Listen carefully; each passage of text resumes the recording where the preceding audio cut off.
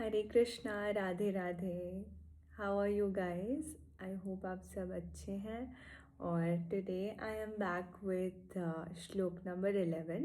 Last हमने shloka number 10 तक discuss किया था, जहाँ पे दुर्योधन और द्रोणाचार्य के बीच में बात चल रही थी, जहाँ पे वो रियलाइज़ कर रहे थे कि दोनों तरफ से कौन कौन लड़ रहे हैं। एंड वो थोड़े से ज़्यादा ओवर कॉन्फिडेंट थे, क्योंकि भीष्म पितामह भी उनके टीम में थे, with who was a very very experienced warrior. ठीक है, तो now we will go to shloka number 11, जहाँ पे हम डिस्कस करेंगे कि दुर्योधन आगे क्या कह रहे हैं। सो इट गोज लाइक, अयनेषु च सर्वेषु यथा भागम् अवस्थितः भीष्मम् एवाभिरक्षन्तु भवन्तः सर्व एव हि। जिसका ट्रांसलेशन है, अतएव सैन्य व्यू में अपने अपने मोर्चों पर खड़े रहकर आप सभी भीष्म पितामह को पूरी पूरी सहायता दें। भीष्म पितामह के शौर्य की प्रशंसा करने के बाद दुर्योधन ने सोचा कि कहीं अन्य योद्धा यह न समझ ले कि उन्हें कम महत्व दिया जा रहा है। अतः दुर्योधन ने अपने सहज कूटनीतिक ढंग से स्थिति संभालने के उद्देश्य में उपयुक्त शब्द कहे। उसने बलपूर्वक कहा कि भीष्मदेव निसंदेह महानतम योद्धा है, किंतु अब वे वृद्ध हो चुके हैं। अतः प्रत्येक सैनिक को चाहिए कि चारों ओर से उनकी सुरक्षा का विशेष ध्यान रखें। हो सकता है कि वे किसी एक दिशा में युद्ध करने में लग जाएं और शत्रु इस व्यवस्था का लाभ उठा ले। अतः यह आवश्यक है कि अन्य योद्धा मोर्चों पर अपनी अपनी स्थिति पर अडिग रहें और शत्रु को व्यू न तोड़ने दें। दुर्योधन को पूर्ण विश्वास था कि कुरुओं की विजय भीष्म देव की उपस्थिति पर निर्भर है। उसके युद्ध में भीष्मदेव तथा द्रोणाचार्य के पूर्ण सहयोग की आशा थी, क्योंकि वह अच्छी तरह जानता था कि इन दोनों ने उस समय एक शब्द भी नहीं कहा था जब अर्जुन की पत्नी द्रौपदी को असहायावस्था में भरी सभा में नग्न किया जा रहा था, और जब उसने उनसे न्याय की भीख मांगी थी। यह जानते हुए भी कि इन दोनों सेनापतियों के मन में पांडवों के लिए स्नेह था, दुर्योधन को आशा थी कि वे इस स्नेह को उसी तरह त्याग देंगे जिस तरह उन्होंने ध्रुत कीड़ा के अवसर पर किया था। तो अब वी विल बी डिस्कसिंग कि हुआ क्या है। ठीक है, सबसे पहले तो दुर्योधन आफ्टर सेइंग कि भीष्म पितामह की बहुत तारीफ करने के बाद सबके सामने उनको लगा कि अरे बाकी के सारे प्लेयर्स भी तो हैं मेरे टीम में, उनको बुरा ना लग जाए। तो अब दुर्योधन तो है डिप्लोमेटिक, ठीक है, तो उस चीज़ को कवर करने के लिए उन्होंने कहा कि हाँ, भीष्म पितामह बहुत स्ट्रांग और एक्सपीरियंस्ड योद्धा तो ज़रूर है, लेकिन अब वो बूढ़े हो गए हैं। तो क्योंकि वो बूढ़े हो गए हैं, उनको ज़रूरत है कि हम सब उनको चारों तरफ से प्रोटेक्ट करें, मतलब चारों तरफ से व्यू में उनको कवर करके रखें, ताकि कोई भी शत्रु एंटर ना कर पाए और उन्हें उस टाइम से अटैक ना कर दे जिस टाइम से वो एक तरफ युद्ध लड़ने में बिजी हों, है ना। तो सबसे पहले तो दुर्योधन ये कह रहे हैं। फिर दुर्योधन को इतना पता है कि उनका जो स्ट्रेंथ है वो दो लोगों के ऊपर डिपेंडेंट है। एक है भीष्म पितामह और दूसरा है द्रोणाचार्य। क्यों? क्योंकि जब जब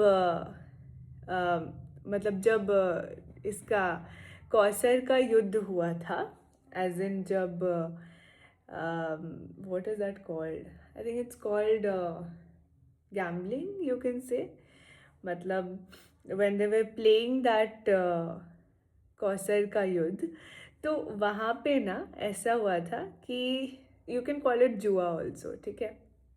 तो जब वो ये खेल रहे थे इन भरी सभा, उस समय जब द्रौपदी के साथ वस्त्रहरण का जो पूरा सीन हुआ था, which was a very wrong thing that happened in such a big such a big kingdom, जहाँ पे इतने धर्म धर्म के लिए लड़ने वाले इतने बड़े बड़े योद्धा थे, फिर भी वो लोग चुप थे, है ना। जब द्रौपदी ने न्याय की मांग की तो भीष्म पितामह, गुरु द्रोणाचार्य, ऐसे बड़े बड़े योद्धा सब कोई मौन बैठे थे, सब कोई चुप बैठे थे। तो यहाँ हमें क्या पता चलता है? यहाँ हमें ये भी पता चलता है कि कई बार जब कुछ गलत हो रहा हो तो वहाँ पे मौन बैठना भी, वो भी कर्म में काउंट होता है। तो आप अगर अननोइंगली चुप हो तो मतलब आप उसको सपोर्ट कर रहे हो कहीं ना कहीं, भले ही आपने डायरेक्टली मना भी नहीं किया, but it will come under that, ठीक है। तो आप भी उतने ही उस गलती के सहभागी होगे जितना कि वो क्राइम कर रहा है, ठीक है। तो यहाँ पे उन्होंने द्रौपदी को प्रोटेक्ट करने के लिए, और एज एन एल्डर बड़ों का ये धर्म होता है कि वो सही और गलत के बीच में फ़र्क सिखाएं। अगर वो ही सही और गलत के बीच में फ़र्क भूल जाते हैं तो इट इज़ ऑब्वियस कि उनसे जो भी यंग हैं वो भी सही और गलत के बीच में फ़र्क नहीं जानेंगे, वो भी गलती ही करेंगे। तो बड़ों का काम है कि उन्हें करेक्ट करना, राइट। तो यहाँ पे दुर्योधन ने और भीष्म पितामह ने कुछ भी नहीं किया, and Draupadi she was begging everyone in that sabha. Imagine being in that place and being surrounded by such strong warriors, लेकिन कोई कुछ नहीं कर पाया, and then you call yourself strong.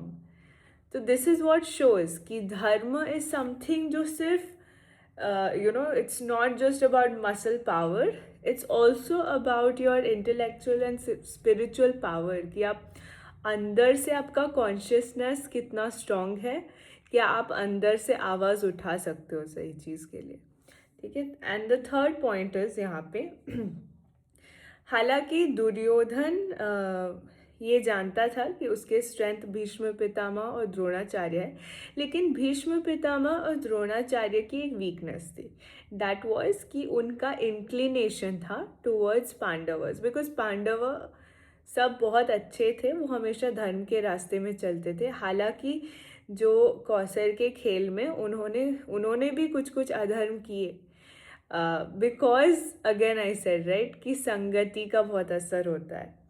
तो वो अपने भाई के साथ चले गए खेलने, लेकिन दे डिडंट रियलाइज कि where they had to stop, right.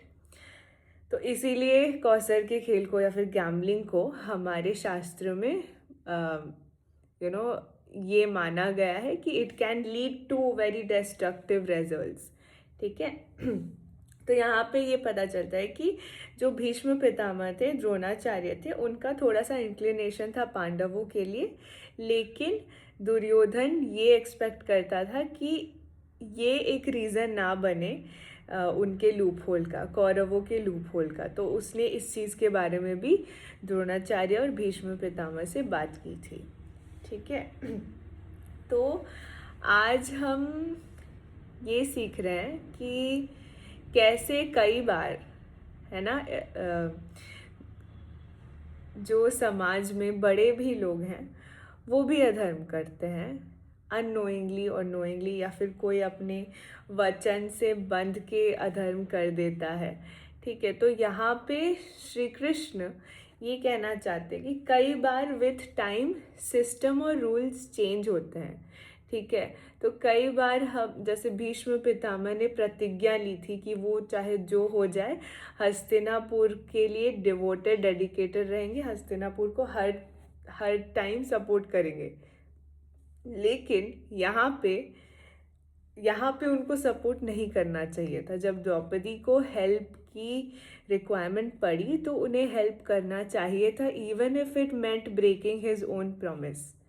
तो ये चीज़ जानना ज़रूरी है कि कहाँ तक हमें उस चीज़ की मर्यादा रखनी है और कहाँ पे उसको तोड़ना है, क्योंकि कई बार जब हम अपने मौन को नहीं तोड़ते हैं तो जो शत्रु होते हैं उन्हें लगता है कि ये वीक है, तो वो आके आपके ऊपर they will start over powering you. तो आपको वो भी नहीं होने देना है, राइट। तो this is why Krishna tells that कि हमें बैलेंस बनाना है, कि हमें सही रास्ते पे तो चलना है, लेकिन इतना भी ज़्यादा सीधा नहीं हो जाना है कि लोग आकर आपके ऊपर चल के चले जाएं। Don't be a door mat, specifically that, right. So सही टाइम पे सही चीज़ के लिए लड़ना है, आवाज़ उठाना है। This is something that we have learned here in today's lesson. All right, I will see you in my next video where we will be discussing about shlok number 12. Till then, take care of yourself. Hare Krishna, Radhe Radhe everyone.